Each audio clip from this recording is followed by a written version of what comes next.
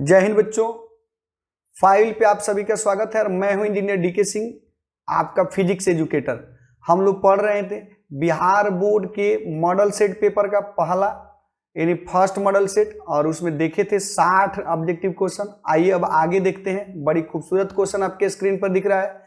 कह रहे कि स्वप्रेरकत्व का ऐसा यूनिट। वाह, क्या बात है। सेल्फ इंडक्टेंस का यूनिट बता देना है, बस आपको यूनिट बताना है। Unit, only unit. सोच लो यूनिट एंड डायमेंशन से कितने क्वेश्चंस आ रहे हैं।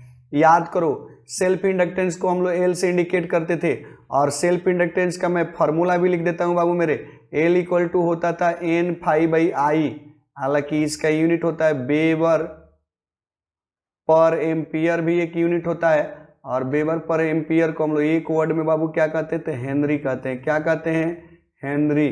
तो वेबर पर एम्पियर को हम लोग हेनरी के नाम से भी जानते हैं। है ना मजेदार क्वेश्चन? बोलो कितना इजी हो जा रहा है। बस आप मेरे साथ बने रहो।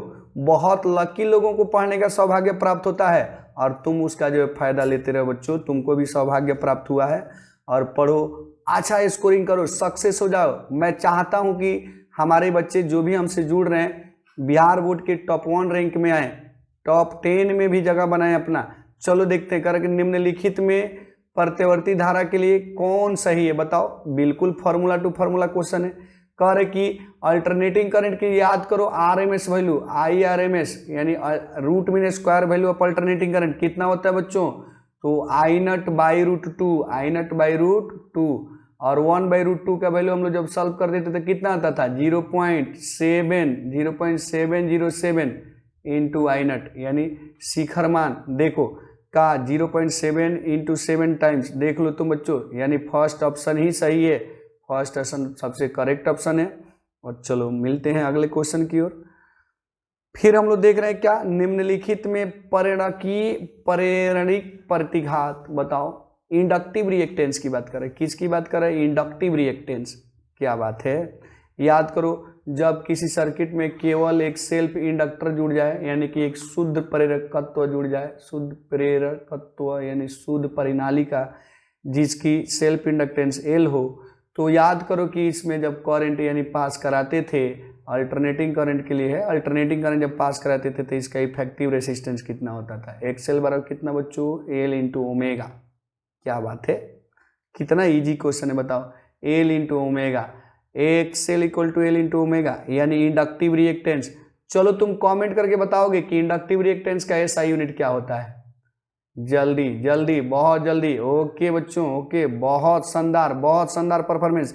और देखो ये मैं तुमको हिंट भी कर देता हूँ, बहुत सारे बच्चों ने बहुत सूटेबल आंसर दिया है। तो इसका एसआई यूनिट जो है ओम होता है, चूंकि ये इफेक्टिव रेसिस्टेंस होता है। चलो देखते हैं नेक्स्ट क्वेश्चन को। बिल्कुल उसी के जैसा करण निम्नलिखित में प्रत्यवर्ती धारा परिपथ में केवल संधारित्र रहने पर धारितीय प्रतिघात होता है बताओ। कर कि the capacitive reactance XC alternating current circuit containing only capacitance C बताओ।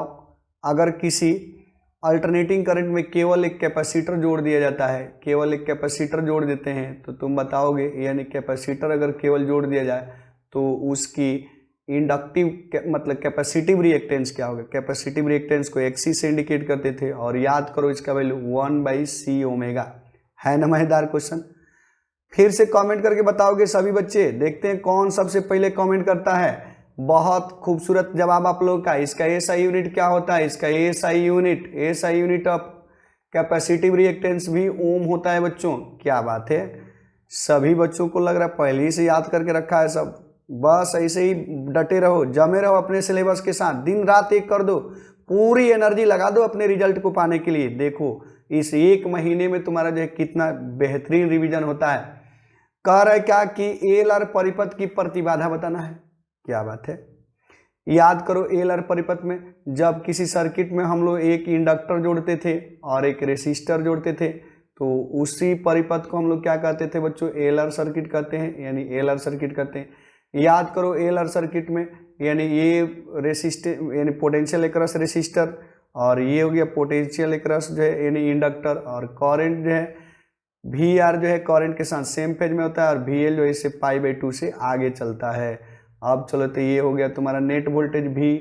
और याद करो नेट वोल्टेज V को हम लोग कैसे देते थे, रूट अंडर कितना बच्चों, रूट अंडर कितना, तो VL square plus VR square. अब बताओ VL का वैल्यू कितना, तो I इंटू XL।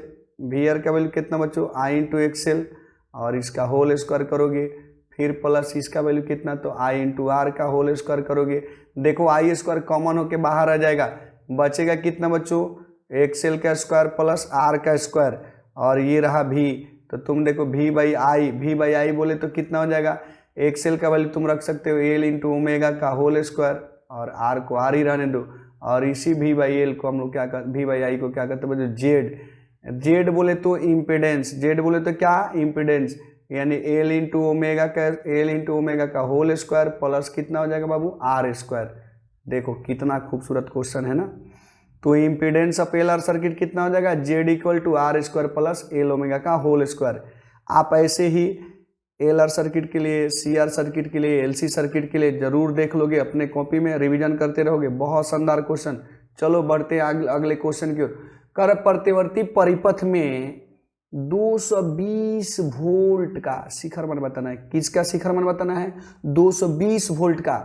बताओ तो ये जो वैल्यू देता है ना बच्चों, ये रूट मीन स्क्वायर वैल्यू होता है, इसको वर्चुअल वैल्यू भी कह सकते हैं। तो वर्चुअल वैल्यू जो होता है ना, ये होता है तुम्हारा कितना, तो नेट मतलब शिखर मान बटा √2।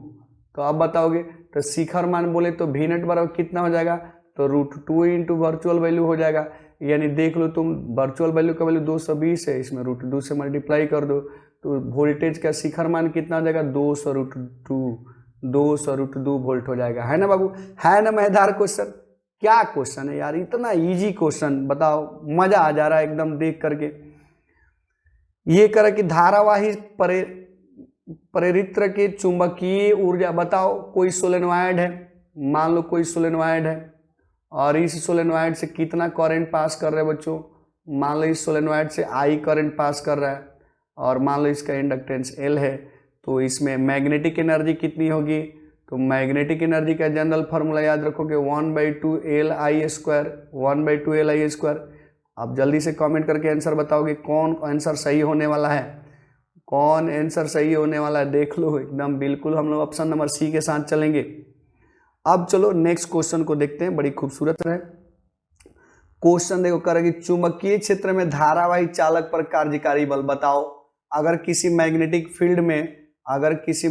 फील्ड में हम लोग जो है किसी करंट कैरिंग वायर को रखते हैं, मान लो ये कोई वायर है और इसे I करंट पास कर रहा है, तो इस पर फोर्स कितना लगेगा। तो याद करो मैग्नेटिक फील्ड क्रॉस करने का मतलब इन साइड, तो जरूर इस पर फोर्स का वैल्यू जो है परपेंडिकुलर होता है, और इस फोर्स का वैल्यू कितना देते हैं हम लोग बच्चों, याद करोगे फोर्स का वैल्यू कितना देते थे, तो I into L cross B, बिल्कुल I into L cross B बोले तो ऑप्शन नंबर B के साथ हम लोग चलेंगे।